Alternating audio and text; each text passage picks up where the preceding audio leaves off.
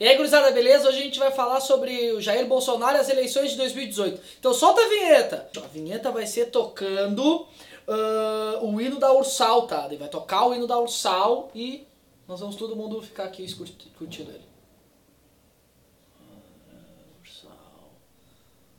Ursal pega no meu... Antes dos bots, que eu nunca sei como se pronuncia, os fãs vierem destilar ódio aqui e tal, etc, etc, etc. Fica claro que destilação de ódio é pro canal do Nando Moura, que é um canal que tenta fazer mais uma análise. Eu ia falar imparcial, mas aqui imparcialidade não existe na hora que tu escolhe, até porque a escolha do assunto ela não é imparcial, né? Então seria até um vídeo pra uma outra hora falando sobre imparcialidade. Mas assim, é um vídeo feito da melhor forma possível para se fazer uma análise política, tá? Primeiro sobre o Bolsonaro e depois sobre as eleições de 2018. E o nome do vídeo é o Paradoxo do Bolsonaro, justamente porque quando tu decide falar sobre o Bolsonaro, eu tô falando aqui do canal, toda vez que eu falo sobre o Bolsonaro, o canal bomba em número de views, então isso mostra que ao falar dele tu ganha views, só que ao falar dele tu publiciza ele, então fica essa coisa bem ambígua. Eu fico imaginando, pô, se no meu canal que é pequeno é assim, imagina que aconteceu com a TV Cultura. Eu sei que no Twitter ele foi o mais comentado em cima de todos os outros candidatos juntos, etc, etc, etc. Mesmo quem não gosta do Bolsonaro como pessoa, figura, enfim, político,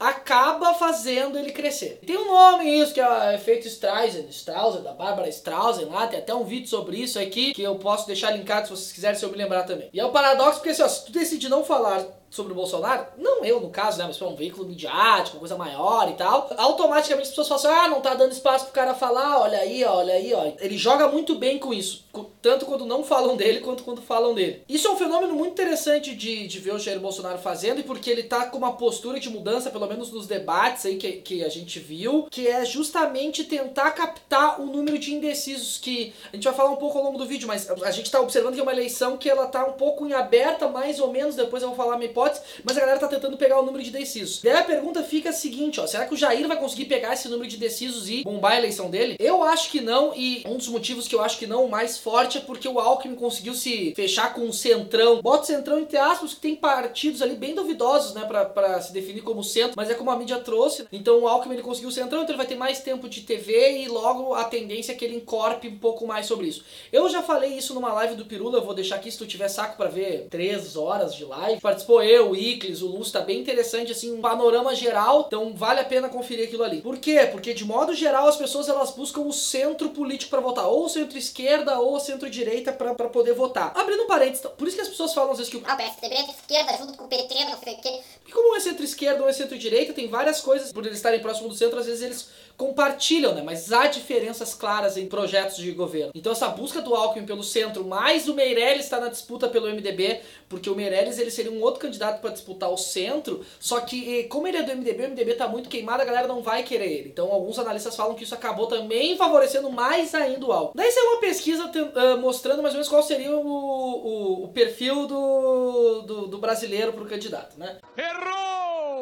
E tem desde o perfil físico, assim, que seria uma pessoa branca, né, mais gordinha e tal, até os assuntos que devem ser priorizados pelos candidatos. Os assuntos que devem ser priorizados de pauta no próximo presidente é combater a corrupção, recuperar a economia, gerar emprego, resolver o caso da saúde, a questão da segurança pública, revolucionar a educação, tá, com projetos de desenvolvimento social, etc. Seria pautas que essa pesquisa elencou que os candidatos deveriam se preocupar. Além disso, eles acreditam que o candidato ele tem que ter alguns valores conservadores também. Daí isso a gente sempre consegue observar em qualquer eleição, que geralmente quem tá em primeiro na disputa, ou pelo menos nas intenções de voto, eles sempre evitam falar sobre aborto, sobre casamento civil igualitário, legalização das drogas, descriminalização, enfim, porque eles sabem que isso vai contra os valores conservadores brasileiros. O Brasil, de modo geral, ele é um país muito mais conservador para várias coisas. Então a gente tem um candidato que ele buscou o centro, que tende a crescer bastante pelo tempo eleitoral dele, ao mesmo tempo que a gente tem um candidato que ele é um pouco mais polêmico, que ele fala dessas pautas morais, que é o caso do Bolsonaro, então ele consegue de alguma forma agradar todo mundo, né? Então ele agrada desde o cara do agronegócio, ele agrada desde os liberais, né? Vendendo esse discurso que ele é liberal e tal. Ele acaba agradando várias camadas econômicas, com esse discurso meio, o tiozão legal. O Bolsonaro é aquele tiozão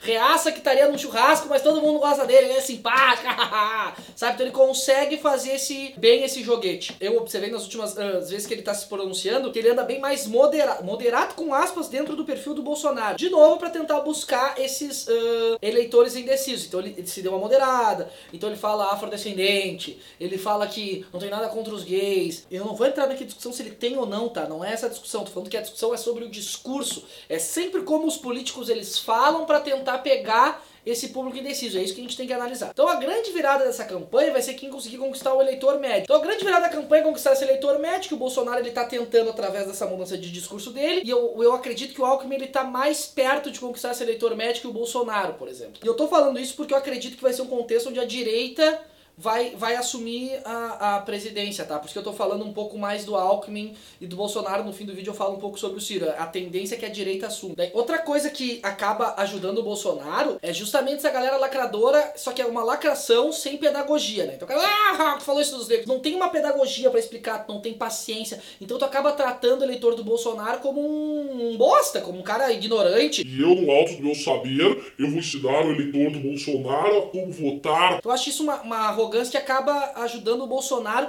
pelo menos nas redes sociais. Ai, tu falou que o Bolsonaro vai perder, mas tu só falou bem do Bolsonaro até agora. Aí que entra o lance. Alguns analistas falam que o Bolsonaro já bateu no teto. O que é bater no teto? Bater no teto é quando o cara bate já somou a porcentagem maior que ele poderia ter pra ganhar uma eleição. E daí entra uma outra coisa que eu vou deixar até a matéria linkada aqui, que seria o voto feminino. Alguns analistas estão dizendo que o que vai decidir essa eleição também é o voto feminino. De modo geral, as mulheres demoram mais pra escolher o candidato. Ai, seu machista! Cara, isso é um recorte que tá dado, tá? Não é uma coisa tipo, mulher sempre demora mais. É um recorte que tá dado. De modo geral, as mulheres demoram mais pra escolher o candidato porque elas esperam começar a propaganda eleitoral pra aí sim começar a observar as propostas. Isso é uma... que a gente chama de... Quando a gente começa a dividir perfis populacionais pra voto, a gente começa a ver algumas coisas que caminham para aquele lado. Isso é um perfil, por exemplo, da mulher. Ela espera começar a eleição, ela espera começar a ver as propostas de modo geral voltadas mais para cunho social, aí sim elas vão lá e decidem em quem elas vão votar. Partindo do princípio que o Bolsonaro não vai ter tempo de TV, ou vai ter muito pouco tempo de TV, e o Alckmin vai ter mais tempo de TV, quem sabe aí a chance do Alckmin conseguir esse eleitorado feminino. A gente tem que observar o que o Alckmin vai fazer para conseguir isso. Falei do Alckmin, falei do Bolsonaro, agora uma outra coisa que chama atenção na internet é essa gritaria toda que fazem pelo João Amoedo. E é interessante observar um cara que provavelmente fique com 1% da intenção de voto, com tanta gente na internet falando dele, querendo que ele vá nos debates, e lembrando que a emissora ou quem convida não é obrigado a convidar ele para o debate, tá? Tem regras específicas, daí tu pode convidar se tu quiser. Mas isso é uma coisa interessante de observar como ele consegue fazer um determinado barulho até. Tem, como eu falei, provavelmente ele vai fazer 1%, menos, não vai ganhar, só que isso mostra também que a própria estrutura política são coisas que esmagam candidatos que nem ele, que nem candidatos do PSTU, que nem candidatos do PCdoB não, candidatos do PCB, que são candidatos que eles não acabam tendo nenhuma porcentagem quase de votos e acabam sendo esmagados pela própria máquina eleitoral, tá? Então, achei a galera querendo o Amoedo participar do debate, achei legal, mas eu acho que isso deveria se estender pra todo mundo, então. Mas é só uma questão de opinião, mas é só pra gente entender. Mas a função do Amoedo, acredito eu, nessa eleição de 2018 vai ser tentar botar pautas liberais para que os candidatos respondam, mesmo o Amoedo não estando presente, porque como ele faz muito barulho na internet, isso de alguma forma reverbera lá nos candidatos. Não começou a campanha, mas a Marina, assim, ela é sempre essa coisa que ela perde para ela mesma.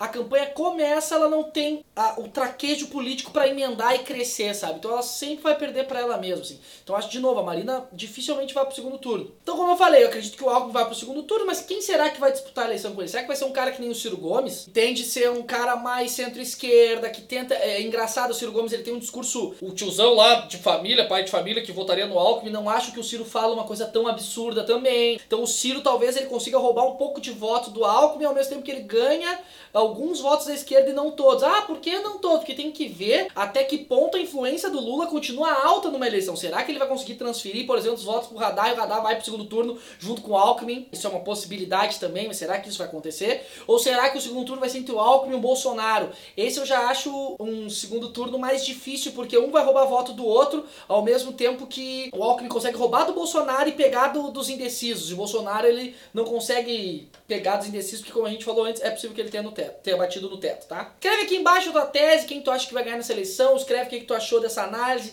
se tu quer mais análise que nem essa. Olha, vou ser bem de boa, escreve o que tu quiser, se for respeitoso com todo mundo vai ficar, senão eu vou deletar na cara dura! Tá? Então era isso, beijo no cérebro de todo mundo e tchau!